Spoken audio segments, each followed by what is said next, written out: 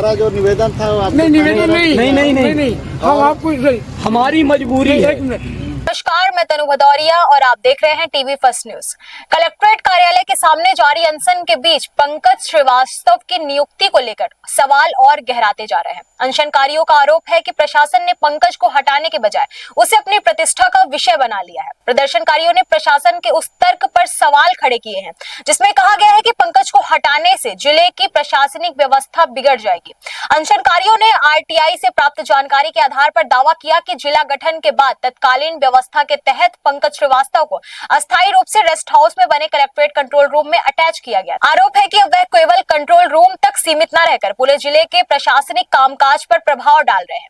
प्रदर्शनकारियों का कहना है कि पंकज की प्रतिनियुक्ति नियमों के विपरीत है। वे मूल रूप से कुलपति के अधीन पदस्थ चतुर्थ श्रेणी कर्मचारी हैं, जिन्हें नियम विरुद्ध तरीके से कलेक्ट्रेट कार्यालय में अटैच किया गया। इसके बावजूद प्रशासन गंभीर आरोपों के बाद भी उनकी भूमिका बनाए हुए है। इस बीच जिला प्रशासन के अधिकारी अनशन स्थल पर पहुंचे और जिला कलेक्टर का एक पत्र दिखाते हुए बताया कि जिले में कर्मचारियों की कमी है, जिसे लेकर कमिश्नर रीवा को कर्मचारियों की पूर्ति के लिए पत्र लिखा गया है। इसी पर अनशनकारियों ने तीखा सवाल उठाया कि क्या मऊगंज जिले के अन्य कर्मचारी इतनी योग्यता भी नहीं रखते कि प्रशासनिक कार्य संभाल सके? क्या पूरे जिले का संचालन केवल पंकज के भरोसे है? अनशनकारियों ने आरोप लगाया कि पंकज सुपर कलेक्टर की तरह काम कर रहे हैं और यही कारण है कि प्रशासन उन पर लगे गंभीर आरोपों के बावजूद उनके संरक्षण में जुटा हुआ है।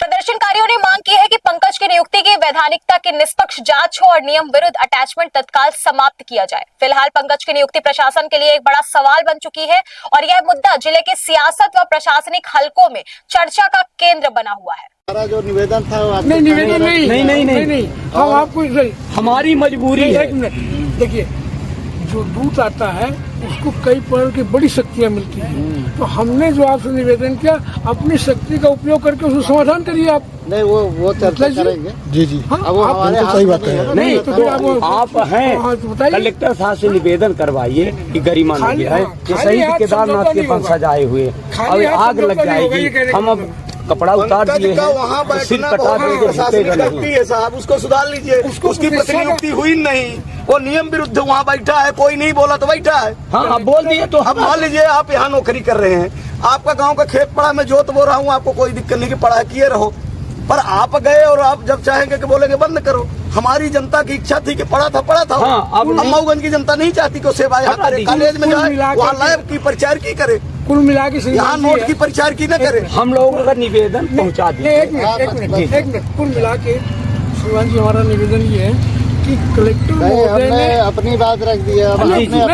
ठीक है, सो गया, ठीक है। नहीं, मेरा दूध का यही काम है। नहीं, ऐसा नहीं है, उसको कुछ शक्तियाँ मिलती है। आप इस स्थिति को समझ करके नहीं, दूध नहीं, हम तो चाहते थे नहीं, हम तो चाहते थे डायरेक्ट कलेक्टर महोदय से हम लोग पहले मिल लेते। यहाँ जैसे आप सभी को पता है कि मऊगंज जिला बिल्कुल नया जिला है और हर तरफ स्टाफ की कमी है और उसके लिए हम लोग निरंतर प्रयास कर रहे हैं। इस दिशा में हमेशा ऊपर शासन स्तर से और यहाँ आयुक्त महोदय से चर्चा होती रहती है, पत्राचार भी किया जा रहा है, लेकिन अभी पदों की पूर्ति नहीं हो पा रही है। अभी काफी संख्या में लोगों की आवश्यकता है और संसाधन की कमी है, हमारे पास में स्टाफ की कमी है। तो ऐसी स्थिति में कुछ लोगों को इधर उधर से अन्य कार्यालयों से लाया गया है। उसके संबंध में जो पत्राचार हुआ है, यहाँ जो आंदोलनकारी है उनको अवगत कराया गया है कि हम इस दिशा में जो है प्रयास कर रहे हैं और हमको जैसे उपयुक्त आदमी जल्दी मिल जाएगा, हम लोग प्रयास कर रहे हैं, ढूंढ रहे हैं, मिल जाएगा तो आगे की हम कार्रवाई करेंगे। सर, इसके पहले भी वायरल ऑडियो और वीडियो में तुरंत कार्रवाई हुई थी। जिला प्रशासन के द्वारा तुरंत जीरो टॉलरेंस की नीति पर काम करते हुए तुरंत कार्रवाई हुई थी, लेकिन पंकज श्रीवास्तव पे आज तक 1 महीने हो गए, कोई कार्रवाई नहीं हुई, बल्कि पदासीन है। नहीं, वीडियो की आप कौन से वीडियो की बात कर रहे हैं? हमारे महिला वार्डन ने आरोप लगाया था 1,12,000 रुपए लेने का। नहीं, महिला वार्डन ने जो आरोप लगाया था उसकी अभी जांच चल रही है। जांच क्या उनको पद पे बैठा के करेंगे सर? किसको? पंकज श्रीवास्तव जी को। देखिए, ऐसा है, उनके ऊपर कई आरोप लगे हैं तो जांच होगी। एक जांच मेरे पास है तो उसमें कार्रवाई चल रही है। अपने को सभी पक्षों को सुनना पड़ता है, बिना सुने ऐसे कार्रवाई पद में बिठा के सर सुनेंगे सर? अगर जिसकी जांच हो रही है उसी को आपने पद में बिठाया है तो ये तो गलत बात है ना सर? नहीं, उससे कोई ये नहीं है, उस पे भी हम लोग विचार कर रहे हैं। क्या लेकिन विचार हमको कोई आदमी तो मिल है। पंकज हट ध्वस्त हो जाएगा क्या सर? पंकज श्रीवास्तव हट जाएंगे तो? देखिए, इस विषय पे मैं अभी निर्णय नहीं ले पाऊंगा।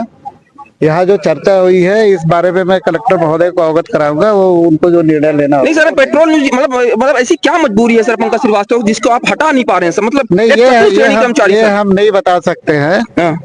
अभी जांच चल रही है और जांच में जो तथ्य आएंगे उस पर कार्रवाई की जाएगी। ये तो सर आप बताइए ना सर, एक नियम बताइए, पद पर होते हुए किसी की जांच हो सकती है क्या? और वहीं चूंकि कलेक्टर कार्यालय का ही मुद्दा है तो उसी में बैठे हुए हैं कलेक्टर कार्यालय के अंदर ही। भाई, जांच में जो कार्रवाई है, जांच की कार्रवाई जो है, बहुत सारे लोग पद में रहते हुए भी जांच होती है, ऐसा तो है नहीं। कई जगह हटाया भी दिया जाता है जहां लगती है कि बहुत जांच प्रभावित कर रहा है। की गई तो इनके ऊपर क्यों नहीं हो रही? क्या प्रशासनिक अधिकारियों के ऊपर कार्यवाही की? महिला वार्डन पर कार्रवाई हुई, उनके ऊपर क्यों नहीं उसी मांगने पर? ये कौन महिला वार्डन कौन? जिससे रिश्वत लेने का मामला पंकज से जुड़ा हुआ है, 1,12,000, उनके ऊपर कार्रवाई हो गई, उनसे प्रभार छीन लिया गया। तो प्रभार छीन लेगा, तो पंकज क्यों बैठा? प्रभार तो बहुत पहले से नहीं था उनके पास में, वो तो आदेश सर वो तो जांच का विषय है कि प्रभार बैक डेटेड में दिया गया है कि वो तो अलग बात है, लेकिन पंकज श्रीवास्तव को क्या ऐसी मजबूरी है कि चतुर्थ श्रेणी कर्मचारी को हटा नहीं पा रहे हैं सर? उसमें हम कलेक्टर साहब को अवगत कराएंगे। ठीक है।